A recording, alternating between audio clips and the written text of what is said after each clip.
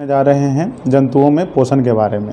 इससे पहले हम लोगों ने पौधों में पोषण के बारे में पढ़ा, पौधों में क्या क्या चीज़ें पाई जाती हैं उनके बारे में समझा। अब हम लोग देखते हैं कि जंतुओं में पोषण किस प्रकार से होता है। तो जंतुओं को, जितने भी पृथ्वी पर जंतुएं पाए जाते हैं, उन सभी जंतुओं को दो वर्गों में रखा गया है। सबसे पहला है एक कोशिकीय जंतु और दूसरा है बहुकोशिकीय जंतु। एक कोशिकीय जंतु किसे कहते हैं? वैसा जीव जो एक कोशिका का बना हो, अथवा वैसा जंतु जो एक कोशिका का बना होता है, उसे एक कोशिकीय जंतु कहा जाता है। एक कोशिका इतना सूक्ष्म होता है, इतना सूक्ष्म होता है कि इसको देखने के लिए हमें विशेष प्रकार के यंत्र की आवश्यकता पड़ती है, जिसे सूक्ष्मदर्शी कहते हैं। तो उसे एक कोशिकीय जंतु में रखेंगे जो एक कोशिका का बना होगा। लेकिन जो बहुत सारे कोशिकाओं से मिलकर बने होते हैं, एक से अधिक कोशिकाओं से मिलकर बने होते हैं, उन्हें हम लोग बहुकोशिकीय जंतुओं में रखते हैं। जैसे सबसे विकसित प्राणी जो है वो है मनुष्य। तो मनुष्य को हम लोग बहुकोशिकीय जीव कहते हैं क्योंकि इनका जो शरीर है वो बहुत सारे कोशिकाओं के से मिलने से बना है। एक कोशिकीय जंतु जो होते हैं वो एक कोशिका के बने होते हैं। आप 10th के सिलेबस में अमीबा और पैरामीशियम के बारे में समझना है, इसलिए इसी को हम लोग देखेंगे भी। एक कोशिकीय जंतु का उदाहरण है अमीबा और पैरामीशियम, ये जंतु कोशिकाएं हैं। बहुकोशिकीय जंतुओं का उदाहरण है मनुष्य। इसके अलावा जानवर, पक्षी जिनके अंदर आँख, कान, नाक, मुंह दिख जाए, वो बहुकोशिकीय जंतु होंगे। इनमें मुंह, कान, नाक कुछ भी नहीं होता, सिर्फ और सिर्फ एक कोशिका होता है बस। इनका जो निर्माण होता है बिल्कुल सरल प्रक्रिया के द्वारा होता है, लेकिन इनका जो निर्माण होता है ये बहुत ज़्यादा जटिल प्रक्रिया के द्वारा होता है। इनको निर्मित होने में काफ़ी समय लगता है, लेकिन इनका निर्माण होने में ज़्यादा समय नहीं लगता। ये अपने शरीर को ही तोड़कर अपनी संख्या में वृद्धि कर लेते हैं, लेकिन इनमें ऐसा नहीं है। इनका निर्माण भी बहुत जटिल प्रक्रिया के द्वारा होता है। तो आइए समझते हैं कि इनमें पोषण की क्रिया किस प्रकार से होती है। एक कोशिकीय जो जंतु हैं उनमें पोषण की जो क्रिया है वो 4 चरणों में संपन्न होती है, और बहुकोशिकीय जो जीव होते हैं उनमें पोषण की क्रिया 5 चरणों में संपन्न होती है। एक एक करके हम लोग सभी चरण को समझेंगे। सबसे पहले देखेंगे कि एक कोशिकीय जंतुओं में पोषण के चरण कौन कौन से हैं। सबसे पहले ये भोजन का अंतर्ग्रहण करते हैं। भोजन का अंतर्ग्रहण का मतलब क्या है? सबसे पहले भोजन को ये अपने शरीर के अंदर ले जाते हैं। तो भोजन को शरीर के अंदर करना ही भोजन का अंतर्ग्रहण कहलाता है। दूसरा चरण है भोजन का पाचन। जैसे ही ये भोजन शरीर के अंदर चला जाता है तो वैसे ही भोजन छोटे छोटे सूक्ष्म कणों में टूटना शुरू हो जाता है। इसी क्रिया को हम लोग कहते हैं भोजन का पाचन।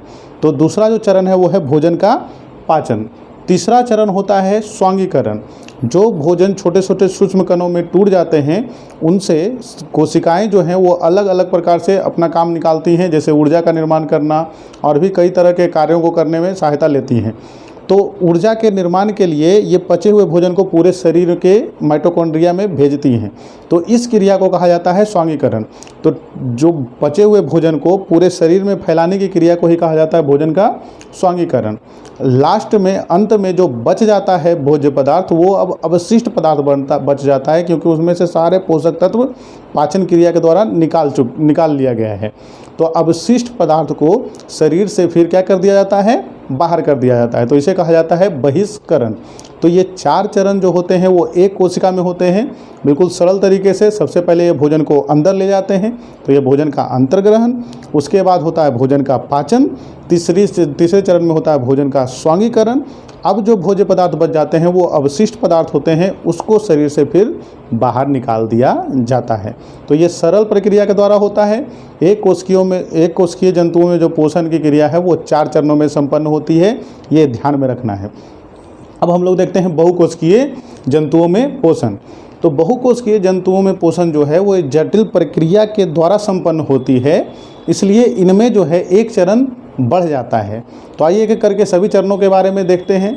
सबसे पहला जो है वो है भोजन का अंतर्ग्रहण। भोजन का अंतर्ग्रहण का मतलब सिंपल सा है, वो भोजन को शरीर के अंदर ले जाना। इसी क्रिया को हम लोग कहते हैं भोजन का अंतर्ग्रहण। दूसरा जो चरण है वो है पाचन। जैसे ही भोजन शरीर के अंदर गया, उसको छोटे छोटे सूक्ष्म कणों में तोड़ना और उसको अपने पोषक तत्व में बदल देना, ये क्रिया को ही कहा जाता है भोजन का पाचन। तो दूसरा चरण होता है भोजन का पाचन। जैसे ही भोजन छोटे छोटे टुकड़ों में टूट जाता है तो शरीर के अन्य भागों में जाकर इसका अवशोषण किया जाता है। इसमें जो पोषक तत्व होते हैं, carbohydrate, minerals, fat, protein, vitamin, ये सभी का अवशोषण कर लिया जाता है, सोख लिया जाता है और इसको अवशोषित करके रक्त में डाल दिया जाता है और वहाँ से रक्त क्या करता है, पूरे शरीर में पोषक तत्वों को भेज देता है। तो पूरे शरीर में पोषक तत्वों को भेजने की क्रिया को ही कहा जाता है स्वांगीकरण। तो अवशोषित भोज्य पदार्थ को पूरे शरीर में भेजने की क्रिया को ही हम लोग कहते हैं स्वांगीकरण। तो ये है चौथा चरण। अब जो भोज्य पदार्थ बच गए हैं वो हैं अवशिष्ट भोज्य पदार्थ। इनको जीव क्या करता है, अपने शरीर से बाहर निकाल देता है। तो ये मनुष्यों में जो पोषण की क्रिया होती है वो 5 चरणों में संपन्न होती है, जो कि बहुकोशिकीय जीव है, और एक कोशिकीय जीवों में पोषण की क्रिया जो है वो 4 चरणों में संपन्न होती है, जैसे अमीबा और पैरामीशियम। तो ये था एक कोशिकीय जीवों में पोषण और बहुकोशिकीय जीवों में पोषण। इसके बाद हम लोग देखेंगे कि अमीबा में किस प्रकार से पोषण की क्रिया होती है, पैरामीशियम में किस प्रकार से पोषण की क्रिया होती है, अमीबा का क्या आकृति है, पैरामीशियम का क्या आकृति है। तो आगे हम लोग इसके बारे में देखेंगे और फिर मनुष्य में किस प्रकार से पोषण की क्रिया होती है उसको समझने का प्रयास करेंगे। तो ये चरण जो है वो आप लोग ध्यान में रखिएगा, ताकि एक कोशिकीय जीवों में पोषण की क्रिया और बहुकोशिकीय जीवों में पोषण की क्रिया में आसानी से आप लोग अंतर कर पाएँ, इसका ध्यान रखना है। तो अभी के लिए इतना ही। आने वाले समय में हम लोग देखेंगे कि अमीबा में पोषण किस प्रकार से होता है। अगर आप लोग आज से वीडियो देखना चालू कर रहे हैं तो प्लीज़ लेक्चर 1 से इस पूरे सीरीज़ को फॉलो करें, ताकि ये पूरा चैप्टर आपको आसानी से समझ में आए। आज के लिए इतना ही, धन्यवाद।